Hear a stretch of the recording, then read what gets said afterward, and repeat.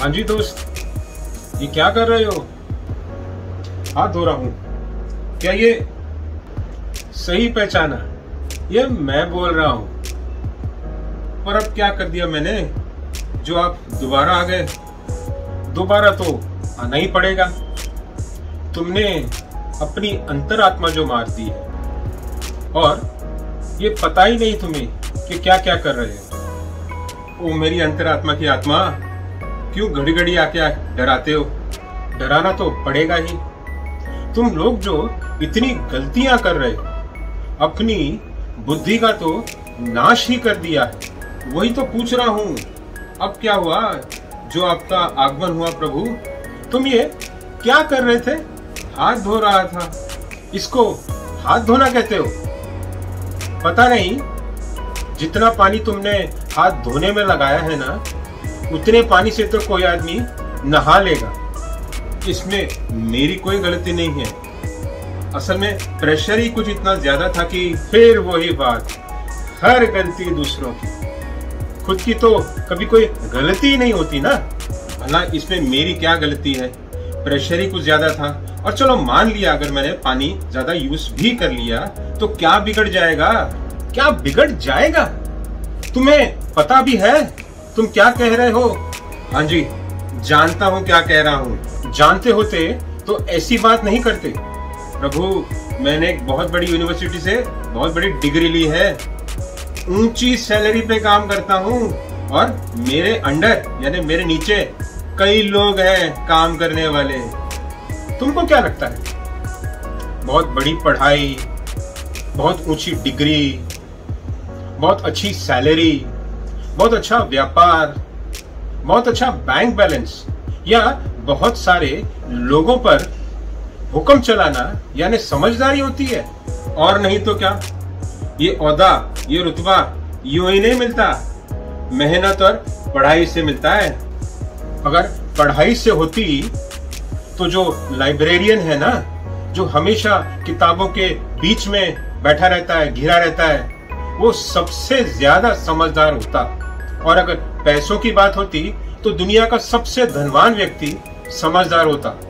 तो इसका मतलब है पढ़ाई कुछ नहीं, मेहनत कुछ नहीं।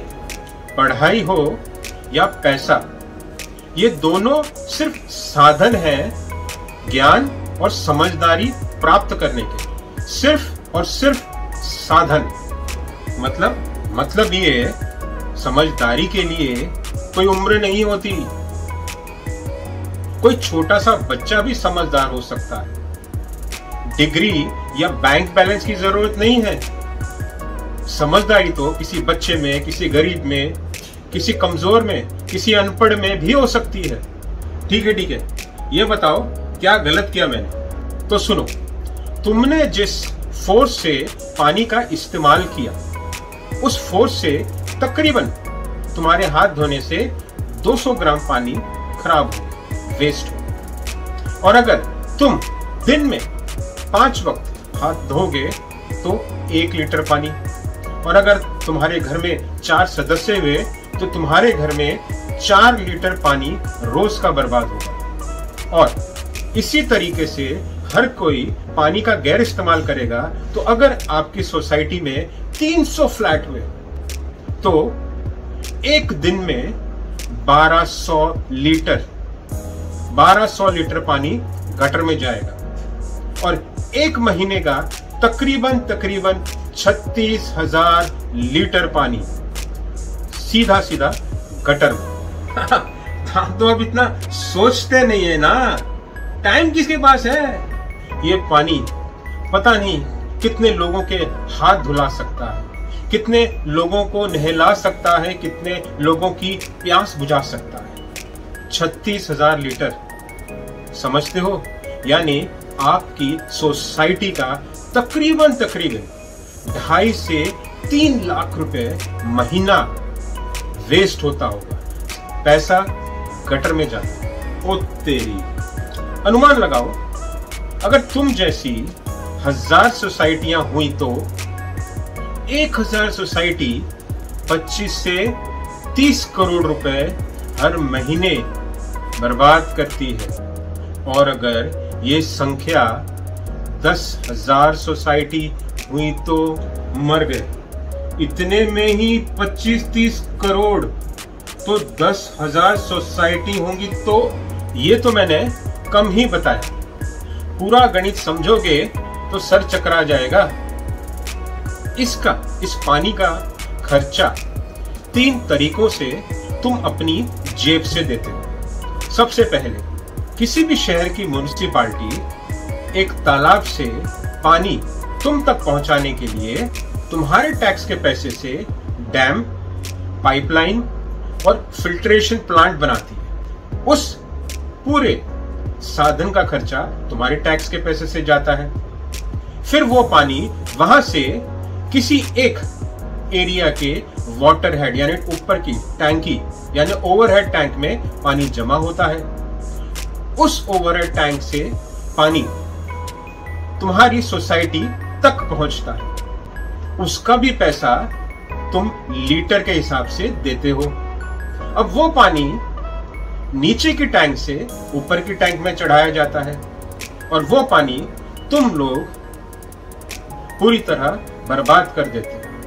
सोचो, करोड़ों का पानी तुम तक पहुंचाने के लिए खर्च होता है, तुम्हारे इस्तेमाल के लिए खर्च होता है, उसका भी पैसा तुम देते हो और सारा पानी और सारा पैसा गटर में बहा देते हो। सोचो, पर आपने तो कहा था 3 तरीकों से खर्चा हम देते हैं, वो तीसरा कैसे? हाँ, तीसरा तरीका। अब जैसे ही पानी तुम्हारी नीचे की टैंक यानी ग्राउंड की टैंक में म्युनिसिपैलिटी पहुंचा देती है, वहां से आपकी सोसाइटी नीचे वाली टैंक से टेरेस की टैंक पर पानी पहुंचाती है। अब जितनी जल्दी आपकी ऊपर की टैंक खाली होगी, उतनी जल्दी ही पानी को नीचे से फिर ऊपर पहुंचाना पड़ेगा। उसके लिए मोटर चलानी पड़ेगी। अब जितनी जल्दी ऊपर का पानी खाली होगा, उतनी बार मोटर चलानी पड़ेगी। तो मोटर का मेंटेनेंस हुआ, उसका खर्चा। अब मोटर जो है फिर इलेक्ट्रिक पर चलती है, इलेक्ट्रिक का खर्चा। यानी जितनी बार मोटर चलती रहेगी, मेंटेनेंस और इलेक्ट्रिक का बिल भी बढ़ता रहेगा। वो खर्चा भी तुम्हारे हिस्से से जाता है यानी मेंटेनेंस से जाता है और तुम लोग उस पानी को बर्बाद कर देते हो, यानी हमारी ही जेब कटेगी। ऊपर से तुम भी कई बार पानी के लिए तरसते हो कि पानी कम आया, दूसरों को भी तरसाते हो क्योंकि तुम पानी ज्यादा इस्तेमाल करते हो। तुम्हें देखकर बच्चे भी वही करते हैं, पानी का गैर इस्तेमाल। तो ये चक्र यूं ही गोल गोल गोल गोल चलता रहता है और तुम्हारी जेब का ही नुकसान होगा और तुम्हें तकलीफ और पानी जैसे संसाधन का नुकसान। ठीक है प्रभु, मानता हूं गलत क्या मैंने, पर आप बता रहे थे ना कि पानी लाने के साधन के पैसे भी म्युनिसिपैलिटी हमारे टैक्स के पैसे से बनाती है और पानी का पैसा भी हम अपनी जेब से देते हैं। तो पानी कम क्यों पड़ जाता है, कम क्यों आता है? तुम्हें दूसरा गणित समझना होगा। जब भी कोई बिल्डिंग बनती है तो उसका एक फ्लैट, मान लो 1 BHK फ्लैट, तो वो 2 वयस्क और 2 बच्चों के लिए बना होता है। 2 BHK फ्लैट 4 वयस्क और 2 बच्चों के लिए बना। उसी हिसाब से म्युनिसिपैलिटी भी पानी का आवंटन करती है। अगर किसी फ्लैट में तय सीमा से ज्यादा व्यक्ति रहते हो तो वो ज्यादा पानी खर्च करेंगे। वो कैसे? वो ऐसे कि मान लो किसी 1 BHK फ्लैट में 2 वयस्क 2 छोटों की जगह 4 वयस्क और 2 छोटे रहते हैं, तो उन 2 व्यक्तियों का अलग पानी का इस्तेमाल ज्यादा होगा, यानी उनके नहाने, धोने, खाने पीने, कपड़े और बर्तन के पानी का खर्च ज्यादा होगा। तो वो तय सीमा से ज्यादा पानी इस्तेमाल करेंगे और इससे आप सबको लगेगा कि पानी कम आ रहा है। पानी कम नहीं, पानी का इस्तेमाल ज्यादा हो रहा है। ओके प्रभु, तो अब इसका क्या हल है? अब मैं किसी के परिवार को तो कम नहीं कर सकता, पर हाँ, ये सलाह सबको जरूर दूंगा कि छोटा परिवार सुखी परिवार। अब पानी का इस्तेमाल ध्यान से कीजिए, गैर इस्तेमाल मत कीजिए। जितना जरूरी हो उतना ही इस्तेमाल करें। नहाते हुए या ब्रश करते हुए धीरज से काम लें। प्रेशर कम रखें। जितना प्रेशर कम होगा उतना ही पानी कम इस्तेमाल होगा और पानी की बचत होगी और खर्चा भी कम होगा। हाँ, ये सही कहा। अब पानी पर ज्यादा ध्यान दूंगा और दूसरों को भी बताऊंगा। बराबर, अगर हम सोच समझकर पानी का सही इस्तेमाल करेंगे तो पानी की भी बचत, हमारे पैसों की भी बचत और सरकार के पैसों की भी बचत, जो कि वो पैसा किसी भी दूसरी जगह पर लगा सकता है। क्या बात कही प्रभु, पैसों की बचत सुनकर दूसरे भी बात मान लेंगे। इसमें सिर्फ पैसों की बात नहीं है। पानी एक बहुत ही अनमोल संसाधन है। पानी ही जीवन है। एक ऐसा संसाधन जो जमीन के ऊपर और जमीन के नीचे अगर ना रहा तो जीवन समाप्त हो जाएगा। पानी ही जीवन है। हम अपने बच्चों को बड़ी बड़ी डिग्रियां दिलवा दें या उनके बैंकों में बहुत सारा बैंक बैलेंस भी बनवा दें, मगर अगर पानी न हुआ तो समाज में अराजकता फैल जाएगी, जीवन जीना मुश्किल हो जाएगा। वो कैसे है तो ये विषय लंबा, मगर कोशिश करता हूं छोटे में समझाने का और आप समझने की कोशिश करें। प्लीज कृपया करें प्रभु। शोधकर्ताओं के अनुसार, वैज्ञानिकों के अनुसार हमारे देश में भी पीने के पानी की समस्या होने वाली है। हमारी जनसंख्या को देखते हुए हम सबको इसके लिए तैयार रहना होगा और दूसरों को भी तैयार करना पड़ेगा। प्रभु, कौन इतनी बारीकी से सोचता है? मत सोचो, उससे मुझे क्या। तुम्हारे बच्चे, तुम्हारे नाती पोता, उनको तकलीफ होगी, मुझे इससे कुछ नहीं। मेरी बात को अगर ना समझ सको तो ना समझो। मेरी बात को अगर मजाक में उड़ाना चाहो उड़ा दो, मगर इससे तुम अपनी आने वाली पीढ़ी को आशीर्वाद नहीं श्राप देकर जाओगे और वो तुम्हें गालियां निकालेंगी। सही बात की आपने। तो अब मैं चला।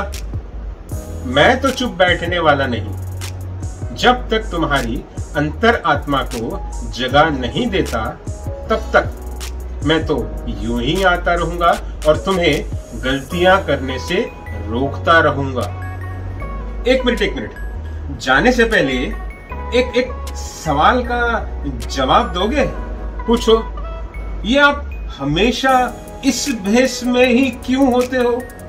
वो क्या है ना, सफेद कपड़ों में जरा सोबर सा फील होता है और सामने वाला डरता भी नहीं है। हम सब तो तुम सब जैसे बनकर आ सकते हैं। हम तो तुम्हारी ही छवि है। ओके, मुझे लगा शायद कोई आत्माओं का ड्रेस कोड होगा। हमारा ना ही कोई ड्रेस कोड होता है और ना ही कोई फेस कोड। मतलब ये मानव, ये जरूरी नहीं मैं तुम जैसा बनकर आऊं। मैं तो किसी भी रूप में आ सकता हूं, किसी भी दूसरे व्यक्ति के रूप में भी आ सकता हूं। क्या पता किस भेष में तुम्हारी अंतरात्मा तुम्हें कुछ समझा रही हो। ऐसा बोलकर डराओ मत, मुझे आपको पहचानने में तकलीफ होगी ना। चलो ठीक है, फिलहाल के लिए इतना, फिर मिलेंगे। Thank you, bye bye, see you. बात तो सही की। पता नहीं कल किस रूप में मेरी अंतरात्मा की आत्मा आ जाए। आपकी अंतरात्मा तो नहीं मरी होगी। हाँ, मरने भी मत देना, और अगर मर गई है तो जगा लेना, वरना आपको भी मेरी तरह ऐसा ही एहसास होने लगेगा।